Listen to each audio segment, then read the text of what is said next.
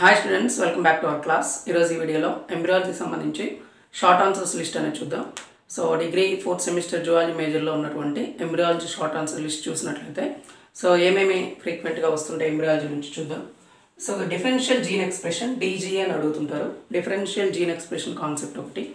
Then formation of grey crescent అది amphibians ఫ్రాగ్లో development. ఇది రీజనరేషన్ ఇన్ ప్లెనేరియా, రీజనరేషన్ అని కూడా అడగవచ్చు. Retina in the eye development, types of ageing, developmental biology introduction అంటే developmental బయాలజీకి సంబంధించినటువంటి రాయాల్సి ఉంటుంది. Cleavage, organ of Corti, organogenesis of ఇయర్లో వచ్చేటువంటి టాపిక్ ఇది. Neural induction, nervous system organogenesis, structure of placenta, ప్లసెంటాకి సంబంధించిన ఇంట్రడక్షన్ లేదా ఫార్మేషన్ ఆఫ్ ప్లసెంటా అనేది అడుగుతూ ఉంటారు. న్యూరల్ ట్యూబ్ అనేది హౌ ఇట్ ఫార్మ్స్ అనేది అడుగుతారు.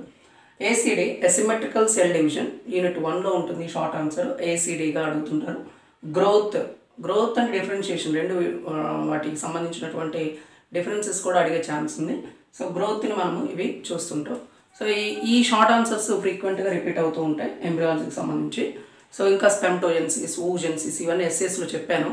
సో అందుకని ఇక్కడ మెన్షన్ చేయలేదు. స్పెమ్టోజెన్సిస్ కానీ, ఊజెన్సిస్ కానీ, టైప్స్ ఆఫ్ ఎగ్స్ కానీ ఇలాంటి షార్ట్ ఆన్సర్స్ ఎస్సీలో కవర్ అవుతాయి కాబట్టి కవర్ కానటువంటి ప్రిపేర్ కావాల్సిన షార్ట్స్ మాత్రం ఇక్కడ ఇస్తున్నా.